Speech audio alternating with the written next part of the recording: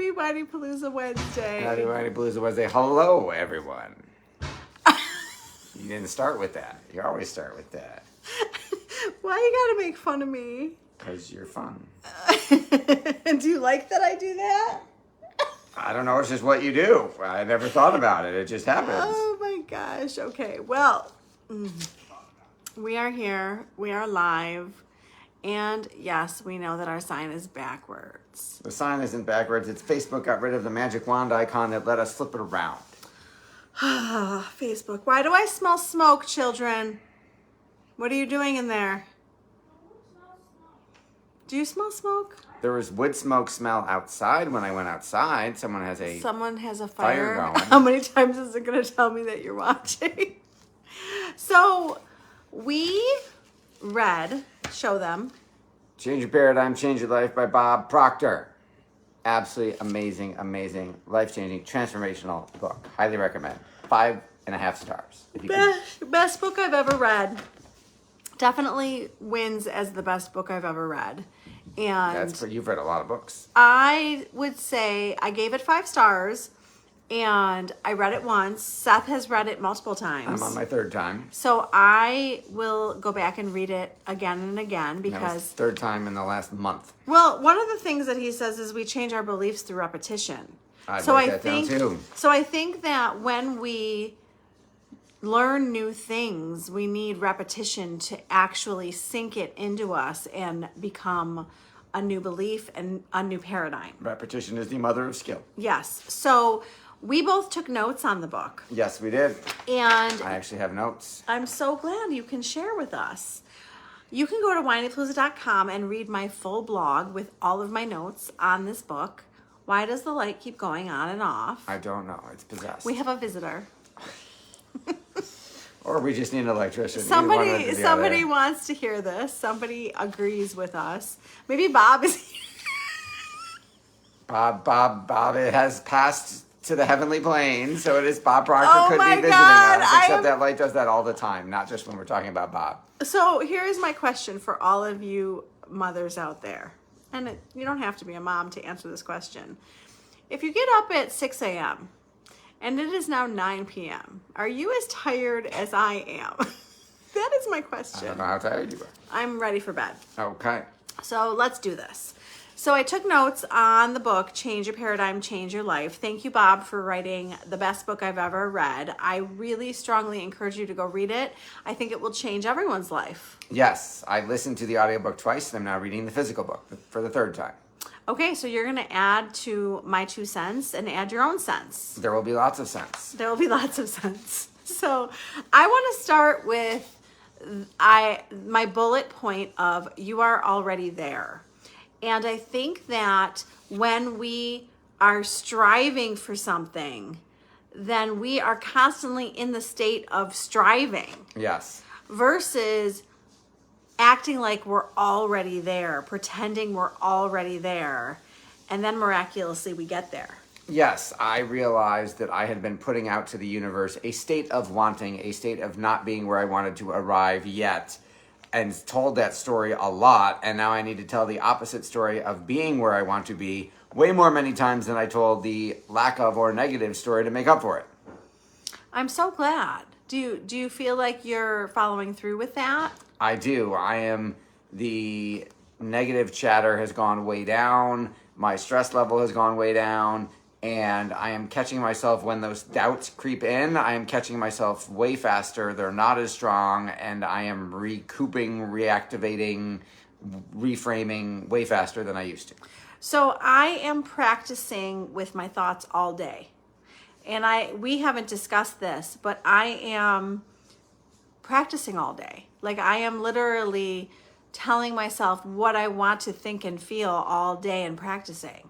That's awesome. And I also wanted to tell you that I feel very differently when I look in the mirror. Okay, tell me more. I didn't know this. Yes. So it's interesting. It's been a few years of me changing this for myself, but it was always interesting to me how kind I was to everyone around me, but not to myself. So like I'll look at my daughter and or whichever one of my daughters, and I will see such beauty. Like, I'm not looking for flaws, I'm looking for beauty. And now when I'm looking in the mirror, I'm starting to do that for myself too. That is huge progress, because you used to be very critical of yourself. Because we don't want to look in the mirror and pick ourselves apart. We want to look in the mirror and build ourselves up. So even smiling to myself in the mirror is very helpful. I love that. Right? Yes. So I wanted to give you guys the example that when I became a therapist, and I was a new therapist, new therapists are nervous. They want to do well, and they want to be competent. And I said to my supervisor, I'm new, like, this is scary. And she was like, go pretend that you're super experienced and that you're really good. And I was like, pretend, huh? So I realized in the following weeks, at some point along the way, I realized I wasn't pretending anymore. So it's like Yes, as if. Act as if, and then it happens. So Erin says, I still need to get better at positive thoughts. It's a process and takes time. Sure. Yes. Repetition. And Erin, my job allows me to talk to the most amazing women. And every single woman tells me the same thing. It takes practice. It takes tons of practice. Like, I'm doing more sit-ups. I'm doing heavier weights. I'm doing more because I'm practicing all the time. So there you go. There's the answer. Okay. Make big, huge goals. And you are welcome to throw in I will. your stuff. Yep. So I love this. And Bob talks about our imagination and how important our imagination is, because not only do we want to pretend to be at the goal and what it feels like to make it happen, we also want to make ourselves big, huge goals. And that the imagination and the creativity of our brain can come up with, what did Jim Carrey do? He wrote himself a check for $10 million and stuck it in his wallet and said, one day I'll be able to cash this check for acting services rendered, and looked at it multiple times a day, every single day, until he got paid $10 million for, I believe it was Dumb and Dumber. I didn't know he looked at it. Yeah. So, so he wants us to go And he crazy. wrote that check when he was broke. Okay, so I don't know what you're comfortable sharing, but Seth has been sharing his big, huge goals with me. And they just keep getting bigger. And the more we can dream up, it's going to happen. You move towards that energy, right? Yes. God is not inspired by, I just want to get by, right? I'm also reading a book right now, halfway through, called Pray Bold by Pastor Joel Osteen, where he's talking about come up with goals so big that they would make God marvel at your plans.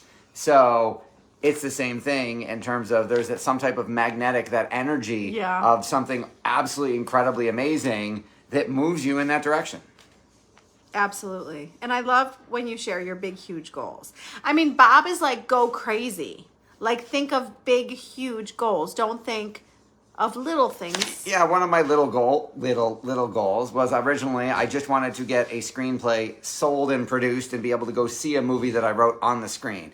And then it became bigger goal of I want to win an Oscar for best screenplay. And then I said, hey, I want to play myself in that movie, and I want to be the only person to win an Oscar for best actor and best screenplay at the same time. And then I want Ella to play herself in the movie, and she can win an Oscar for best supporting actress. And Reese Witherspoon can play Rebecca and win another Oscar for best actress, and we'll sweep the Oscars, right? It just kept getting bigger. I love it. Keep dreaming. Yes. Keep dreaming. Yes. We're gonna be at the Oscars one day. Yes.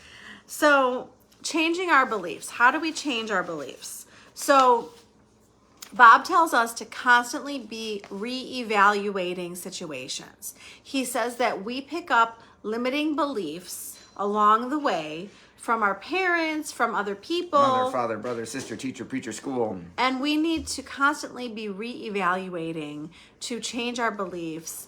And he talks about how important visualization is to change our beliefs. And he also talked about a method. Do you want to say anything before I tell them his method? I do, if that's okay. Yeah. One of the things that really resonated with me about this part that he said was, You don't get what you think about. You get what you feel about. So don't just think about your goal. Don't just visualize your goal. Literally feel how you would feel had you got it. Put yourself in the situation and feel how amazing that would feel, and condition that feeling into your nervous system so that you're holding up a big sign of the universe saying, I want to feel more like this. That's awesome. That is awesome. So practice your feeling reps. I love it. And he says that we need to, this is an example of how to change your belief. Write down your problem. Eliminate as many words as you can. You want it to still state the problem without all the verbose words. And then he says he wants you to look at it and think about what other people would think about the problem. And he said that helps you to look at it in a completely different way. Absolutely. I love that. Yeah, I've been using that thinking, if I was an outside investor buying into my company, what would that outside investor do with my company saying, hey, there's a gold mine here that Seth doesn't see yet. I'm going to buy in so I can take advantage of it. What would that gold mine be? Well, and for me personally, and I'm curious what you have to say about this, I am the queen of getting other people's perspectives. Yes, you're very good. So when I have a problem, I go out into my universe and I ask people, what do they think? So sure, I can ask myself, what would somebody say? But what I like to do is I like to actually go ask people. That is an excellent point. I don't know what Bob would say, but that's what I do. I'm sure, hey, as long as it works, that's awesome. I haven't thought to actually ask. So when I have a problem, something that is making me uncomfortable, I want to do my best to get out of the situation. So I do things like ask other people for advice to help push me forward to get out of the situation. That is what I do. That makes sense. Okay, I'm skipping one. Confidence comes from knowledge. This was so good for me to read and learn and understand. I did not really think about it this way. So Bob says that we have to study the right things, and we have to always be studying, always be learning, always be growing, and that the more that we learn, the more confident we become. Absolutely. As you got more reps as a therapist, you got more confident in what you were doing. The more techniques you learned, the better you felt. And then the better you did, and the better you felt. Yes, and I also find, I was thinking about the other day that I have to start doing continuing education, because I have every 3 years, you have to have a certain amount of hours, and I haven't really done any lately, so I need to start doing them again. And I was thinking about how when I do continuing education, a lot of times I'm nodding my head the whole time and I already know what they're saying, but it's a rep for me. Yes. And it's validating what I know, and it's reinforcing what I already know. Absolutely. So I love when I learn something new. I'm always willing to learn and grow and study. Yes. But I also love the repetition. Awesome. Okay, so he wants us, knowledge leads to understanding, which leads to faith. Yep. I love that. He also helped us understand our anxiety. And I think that this is huge for people to understand.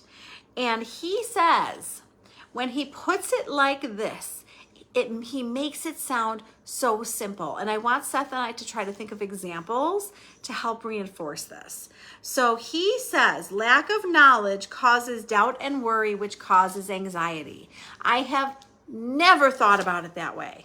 Yeah, I don't know how to do or be X, so then I worry about not doing or being the thing, and then I get anxious, right? Okay, so I used podcasting as an example. Okay, so I was not confident when Seth brought up podcasting. Years I was ago. like, oh, the tech master over here, me, yeah, right, is going to do podcasting. She's being sarcastic. And I was like, oh boy, I am not confident. I have no knowledge. My lack of understanding, lack of knowledge, lack of confidence is leading me to anxiety. But I am the type of person, I say to myself, okay, you're anxious, feel anxious, and now go learn and do it anyway. So then I, with Master Green over here, we he taught me how to podcast, and through repetition Yes. and Now you're a pro. learning and growing, I still have issues. Like, I couldn't get my camera to work the other day, and I was like, crap. Listen, I've done over 1,000 episodes, and there are still sometimes the tech gremlins get the best of you. So I want you to know that I say a prayer before every single podcast. I say, first of all, I say thank you, technology, for cooperating and allowing me to do this. Maybe we should rephrase the word cooperating. Okay. Sounds working. Yeah. Thank you, technology, for working. Working smoothly. And then I say my thanks for the platform and ability to get out the messages that I'm putting out to the universe. That's awesome. So I do say a prayer before every podcast. I did not know that. And I was very anxious about it at number one. How the heck was I going to do this? And I aired episode 428 today. That's amazing. And, congratulations. And I mean, I don't feel anxious. I feel excited every time I do a podcast. Get So enough reps. as we gain knowledge and understanding, our anxiety goes down. We get anxious about a new school because we don't know anything about the school. As we learn where to go, who our teachers are, make new friends, our confidence goes up and our anxiety goes down. Yes. Erin says, I have really bad anxiety and still do. Erin, I want you to start thinking about what the anxiety is particularly about and how you can increase your knowledge about what it is so that you can feel more confident and less anxious. Awesome. Right? Yes. So anxiety expresses itself as depression. Understanding expresses itself as well-being. Ooh, that's a good difference. Okay, so I'm trying to find the other line I wanted to share. Well-being is expressed and anxiety is suppressed. Yes, you suppress your anxiety long enough, turns to depression. I just think that we are being told that knowledge is the key to our success. Yes, and I like that he said, embrace the anxiety, embrace the fear. Say, thank you, fear, for the adrenaline rush. I'll take what I need and let the rest go. Like, use it as opposed to being more afraid or making yourself feel bad about having that feeling. See what you can use it for. He also said to just notice it. Yeah. He's like, don't over-identify with it. We have, he says, take notice. Okay, there's my reactive brain. Hello, reactive brain. What's going on? So just notice it instead of holding on to it. Yep. I liked that a lot. He also says that everything in life just is, and we're making it into something good or bad with our thoughts. And we don't realize the power that we have. Yes, your opinion about what is happening is what shapes your experience. Two people could go through the same thing, and one person can be really upset about it, one person can be really happy about it. Yes. Yes. Just how you look at it. Oh, and I brought up motherhood to you. Did you guys see she smells smoke too? Focus. I'm focused. He doesn't like when I read my text messages, they come through. We should put this on Do Not Disturb while we're live. Okay, anyways. Freedom is understanding, is what I wanted to tell you. So, find your purpose in what you love doing.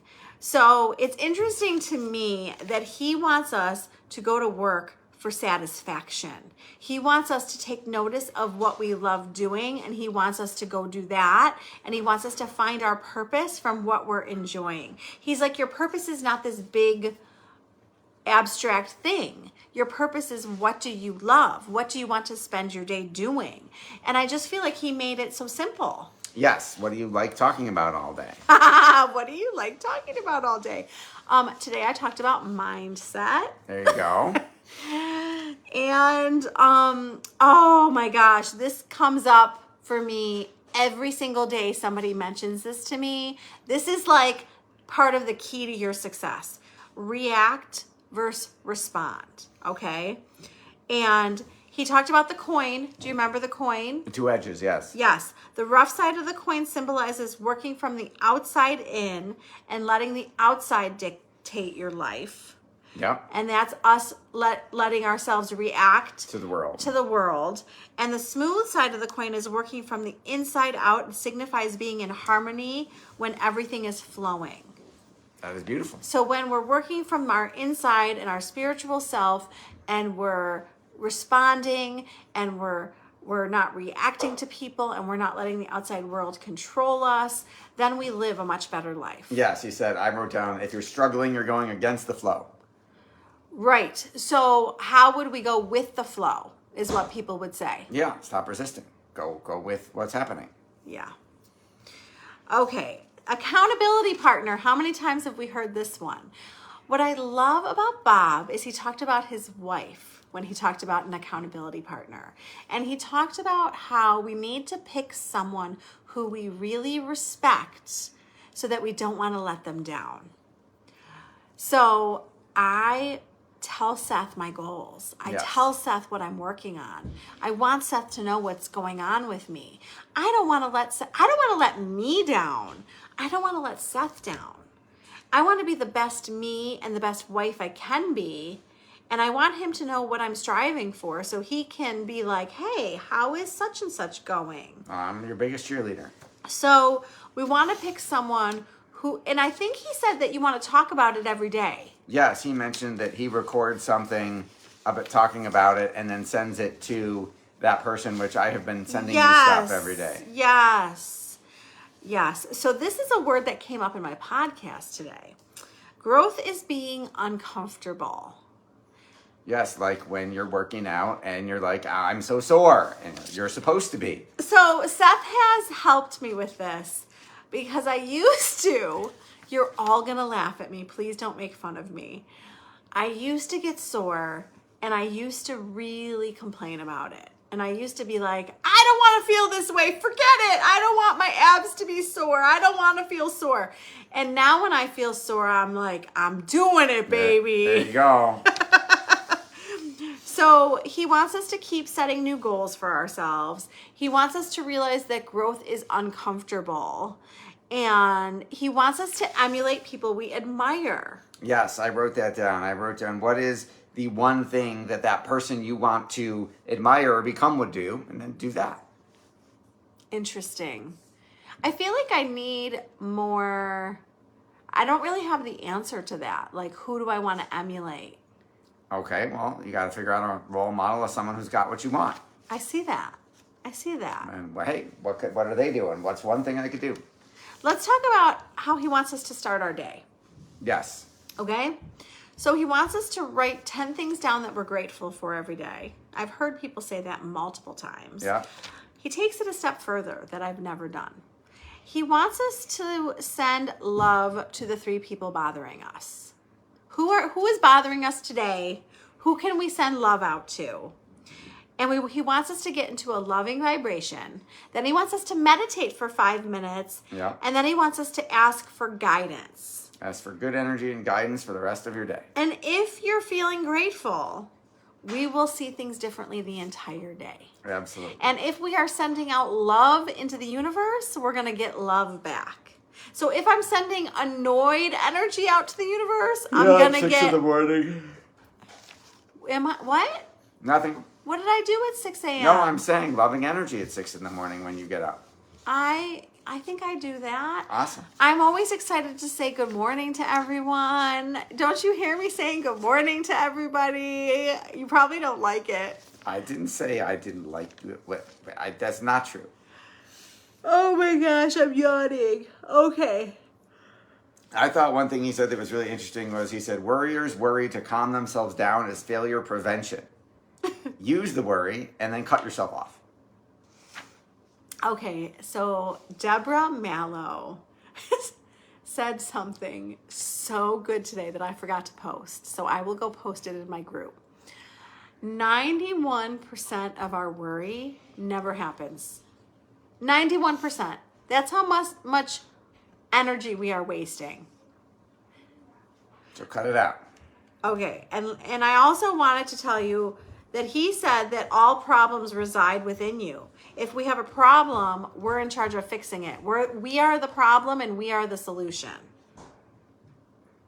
Amen. Yes. So, I mean, and we're just scratching the surface. You really need to read the book. are there any more notes that you want to go over that you have down there? I had a lot of the stuff that you had, and I chimed in. I think we did a good job summarizing. Yes, gotta read the book. I think that we took some really good bullet points. I think that if we read it again, we would probably have new bullet points and more new things will resonate with me. But I loved the book. I loved learning from the book. It definitely changed me. I definitely need repetition. I feel like reading something like this once isn't not enough. And I hope you'll read it. And I hope you'll share with us. Share with us if you read it, what you think. Share with us if you listened to this, what resonated with you or what you're going to take from this.